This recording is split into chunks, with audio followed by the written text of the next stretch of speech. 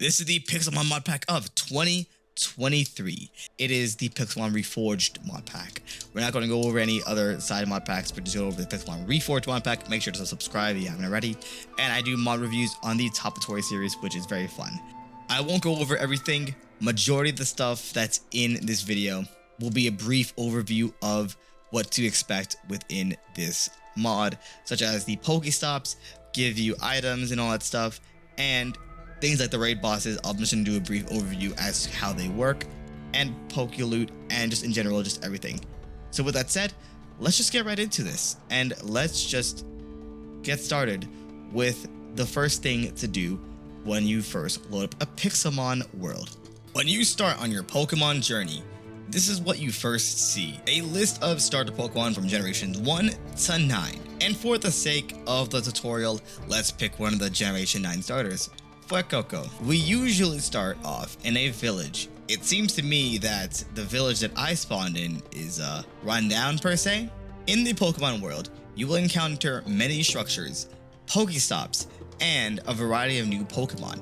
The Pokemon in the Pixelmon mod will range from around 900 different Pokemon, and many Pokemon have unique spawning methods. However, I will not go over each individual Pokemon spawn, as that would take a long time, and some Pokemon even have unique spawning times, such as Spiritomb at midnight within Roofed Forest. You can use the Pixelmon Wikipedia to help you out with the spawning locations, and if you watch throughout the entire video, I also have another way where you can check the spawning of the Pokemon. The Pokemon spawn usually around different biomes depending on their type, and each biome has its own unique spawn rate. And of course, this goes for all Pokemon, including Legendaries. You will not find Keldeo spawning in a desert.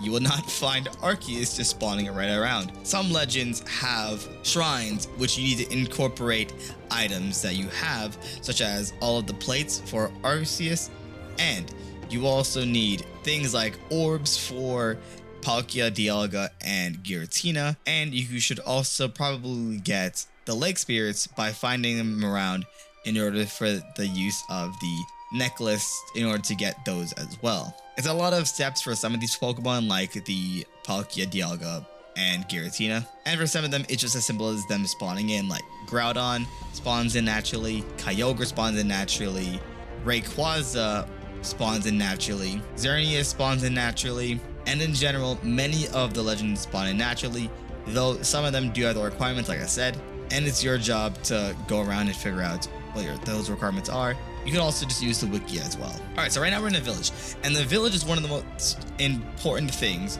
because you can find shops, items, such as there's Premier Balls in here, there's some Quick Balls in here, and the Poke Center. It is a free access to a healing station that you could possibly get, along with a variety of different other things, like a free trading station. You could also find Pokemarts here, right here. As you can see, you can buy a whole bunch of stuff from these Pokemarts, and there's usually shopkeepers here too that you can also buy from, but it appears to me that they're just taking a little vacation, so yeah. And overall, you can buy so many Pokeballs from these shops, along with finding them in the chest. However, let's go over how you can make Pokeballs. Now, you could obviously rely on just only using these shopkeepers and the chest, just stealing the Pokeballs straight from the chest. But you could also get apricorns and make the Pokeballs yourself. The way to make Pokeballs yourself is to get apricorns, and there are 7 different types of apricorns: the blue, white, yellow, green, red, black, and pink apricots. Apricorns. You might hear me say apricots because I'm just dumb, but apricorns. And you can make these Pokeballs via different ways of aligning those apricorns. So first you have to cook them, right? And then you get cooked apricorns. So let's make a Ultra Ball. We have the apricorns. We put them in this pattern, and we get the Ultra Ball lid. We get one lid from those. And you used to be able to slam them down on the anvil to get it. However, I'm pretty sure at the moment they have not incorporated that feature just yet. However, I think they do have the hammers in here, just in case. So most likely in the future, you're going to have to mash it down on a hammer, and on an anvil with a hammer. Let's get a button, a stone button, and let's get an iron base. And you used to be able to put it like this and it will work. However, you have to use a different base now. So let's actually see the bases here. We got platinum bases, we got silver bases, we got aluminum, and we also got iron and wooden. I forgot which one uses the Ultra Ball. I think it's the platinum base. Probably, yeah. So the platinum bases are used for the Ultra Balls, and each base is dependent on the actual Pokeball rarity and the Pokeball's strength in catching Pokemon. Platinum used for Ultra Ball makes sense because Ultra Ball is really, really nice. And this is part of the reason why I recommend using the shopkeepers, because making the Ultra Balls and making any Pokeball really is really, really difficult. However, you can't get all the Pokeballs from the shopkeeper unless they change up their stores, which they occasionally do after each Minecraft day.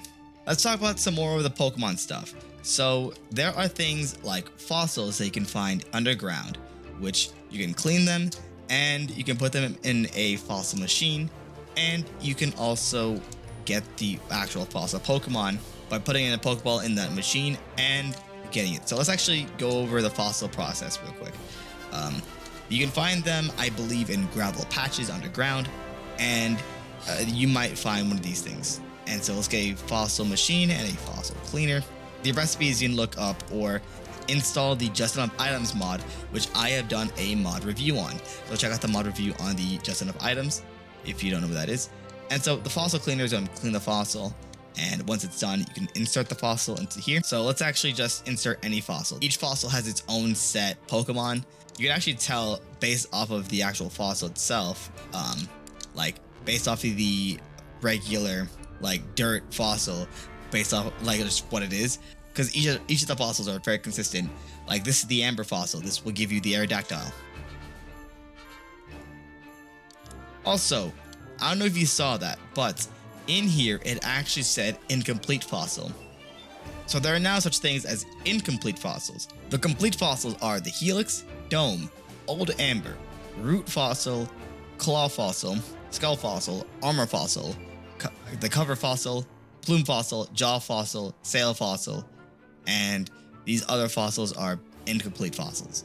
I don't exactly know what it means when it says incomplete fossils, as that is very new to me, but only some of the fossils that you get can actually be shoved into this machine. And you put a Pokeball down there, and eventually you'll get the Pokemon. Alright, so let's briefly talk about bosses. And I don't mean the raid bosses, which there's actually a raid boss structure right here. And above the raid boss structure, we actually have a mossy rock, or a moss rock, excuse me, which can be used to evolutionize Pokemon like Leafeon. The bosses that I'm talking about are the bosses that you find around your world, such as the common boss, the uncommon, rare, epic, legendary, ultimate, and the haunted and drowned bosses. So each boss has its own color coding. Common is gray, uncommon is green, rare is like a deep blue, I think, epic is purple, legendary is yellow, and ultimate is a bright cyan type thing. Haunted is lavender, which is very suiting because of the whole lavender town thing. Drowned is like a teal. The Drowned is a quest. The haunted boss is found within towers, and the towers can be found within certain biomes such as the swamp biome and the root forest biome. So basically the spooky biomes. And in general, that's the gist of the boss rarities. But in terms of what each level does, it gives you more items, availability to more stuff, and the level system is really important to keep in mind. So as you can see, a common boss can only be up to 5 levels higher than your highest level Pokemon. But an ultimate boss, if you encounter one of those guys, which involves things like Primal Groudon, Primal Kyogre for the Primal Orbs, maybe a Mega Boss for the stones of that Mega Boss, and just in general, the ultimate bosses are usually really overpowered bosses used to get some items to give you access to certain different types of Pokemon, and the evolutions or mega evolutions or different forms of other Pokemon. If you want to know more about this, it's all in the Wikipedia, and the loot table is on the Wikipedia as well. But just know that the rarer the boss, the better the loot. So the raid den bosses are a little different. You can get the shooting star pieces, the fragments, and put them into a shooting star, which will give you the ability to Dynamax. So that's why this is important, and you can also get Dittos from this as well. So that is also really, really nice. And these raid bosses involve you facing off with 4 other people, well, sorry, 3 other people, 4 total people, against a really, really dangerous boss, varying from 1 star to 5 stars. The 5-star bosses are obviously going to drop better loot, and you might find legendaries in those areas. After you defeat the boss, you can catch the boss, but only get 1 chance at it. There are also special variations of Pokemon, such as winter Pokemon. There's also like seasonal Pokemon like Halloween and all that stuff. And there are crystal onyxes that you can find around here. So there's also some special variants of Pokemon that you could find around this area. And they're really cool. It's just a skin that's on that Pokemon. It's nothing besides just a skin. So yeah. Oh, and by the way, I would like to mention as well, you can also find some stone ores in varying locations, which, depending on the stone, like the Firestone will be near lava, and the Moonstone is actually up here. Depending on the stone type, it will spawn around certain areas. Also, this is a move relearner. They spawn around your world, and they help you with learning moves that your Pokemon would learn, or probably have learned before, but right now doesn't have it. Around the areas, you might find things like Galactic camps, or I guess just in general, camps of different factions in Pokemon, such as Team Galactic, which, as you can see, this is Team Galactic's area, and you can face the Team Galactic members within each of the houses and all that stuff. And this right here is Arc Chalice. And the Arc Chalice is what you get to summon Arceus when you have all 17 plates. And you get these plates via fighting those bosses. And you can find plates in Pokeloot as well, which Pokeloot are something that you can find around the world. They range from the regular loot, the Great Ball loot, the Ultra Ball loot, and the Master loot. The Master loot is very much hidden around the world within structures and hidden little crevices here and there. You can also find one in the Haunted Tower, which you can usually find in swamp biomes. Maybe we can find one right here. Well, we didn't find a Haunted Tower, but we found a Xerneas statue. Around the world, there's some Pokeloots, and there's even hidden loot, which varies between, I think, regular Pokeballs to Master Ball loot, and the best way to find them is using a item finder. The item finder would help with locating where the loot is. Oop. There is a loot near here. It's supposed to show on the screen, though. That's very strange. The loot tracker is supposed to show something on the screen of the actual tracker, but as you can see, it's not doing that. Though it works because it's telling us that there's a loot around this area. But in general, around the world, you can find loot like that. And around the world, you can also find some weird and intriguing structures. These structures usually have loot around here somewhere. And here we have the chest right here underneath the statue. And this is a relic silver, which can be sold to the shopkeepers. So that's always a very nice little like thing that you can use to get some money in order to buy some Pokeballs. Villages are revamped entirely, and there's some more unique buildings around the area. And the gym is a lot more improved, as you can see, and everything is more or less, I guess, stylized as the gym is. So we have some bosses here that are from equal level to epic to legendary, which follows the same leveling system as mentioned previously for the bosses. This is also a trading card game guide, which you can sell essence jars, which you can make using glass, a slab, and a die in the middle, along with a crystal block, which is an ore that you can find and mine up.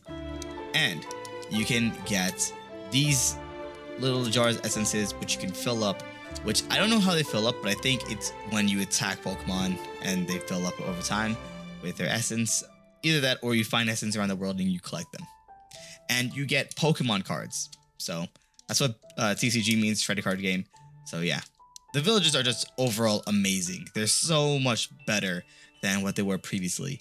And the style of the houses and everything, they're just so cool. So very, very nice addition to the game. The UltraSpace dimension can be opened up using Necrozma, Solgaleo, or Lunala. Lunala can be found within raid dens. Solgaleo, I think, can also be found through raid dens, but don't quote me on that. Necrozma is the easiest one to find, as he is in the Root Forest at nighttime. Pokespawn Necrozma, this is how he looks like. And let's get a Master Ball. There's also some other things that I'd like to cover over briefly before I go over to the UltraSpace, and that is that you can find a daycare center here somewhere.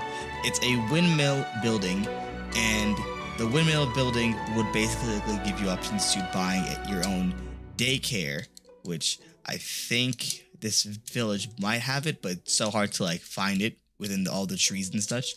So, you know, but it's a windmill building and you can have breeding within the area. I don't know if it actually works because I actually tried it myself and it gave me some issues, but in general, that's how you get the daycare stuff. And we finally got Necrozma. He was really fighting the capture for a good bit. So there are things that you can use, such as Pokemon moves, which the function for it is actually in use for a keybind. All right, so you press B and you open up the UltraSpace by hitting G. And here it is. You can also fly Necrozma into it, or you can just go into yourself. Let's just go in it. Right? Now, the UltraSpace, you get a fog over you, and you face some very interesting looking biomes. So we're actually in a Ultra Forest. They actually revamped the Ultra Forest to make it look a lot more like an Ultra Forest. So there is a lot more unique stuff here. There's also some raid dens you can find. And in general, the biomes have been revamped. This is the Ultra Deep Sea, which, as you can see, is really, really cool looking. So they really did a nice job with this. You have the Ultra Forest back here. So they really improved upon the previous biomes that they had. And you can also find the Ultra Beast chest, which they're the Ultra Beast balls. And they give you amazing loot. Probably the best loot out of the Pokemon stuff, aside from the Master Ball loot. Each of these towers has a raid den, by the way. So you see like these towers off in the distance? They have a raid den. This right here is an Ultra Desert. These have their own raid dens around here. And obviously their own set of Ultra Beast balls as well. They're in their little structure, so you can actually easily pick them out. Each biome has its own set of Ultra Beast. So Pheromosa is spawning in the Ultra Desert, and actually we have Guzzlord.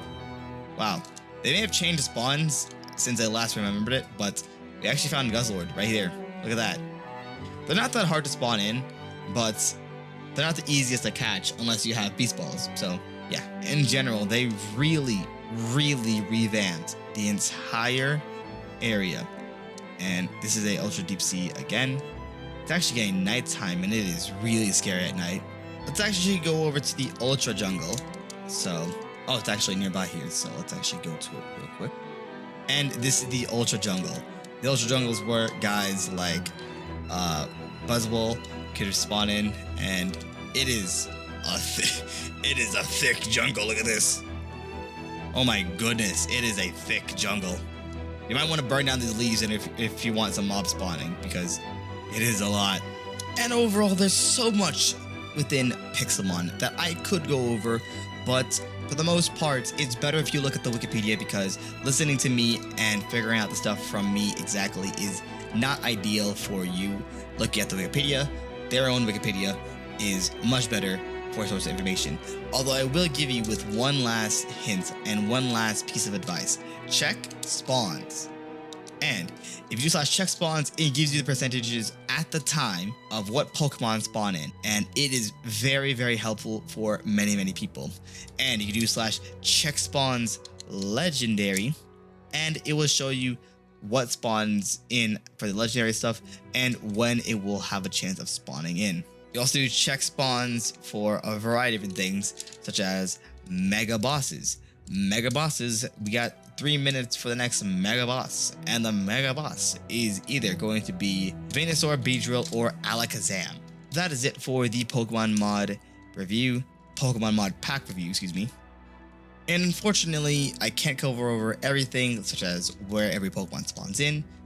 For the most part, you're going to have to rely on the Wikipedia for the majority of your personal gameplay, but I hope that this gives you an idea as what to expect within the Pixelmon mod pack, because it is an amazing mod pack. In general, thank you guys so much for watching, and I'll see you guys in the next video. Take care and goodbye.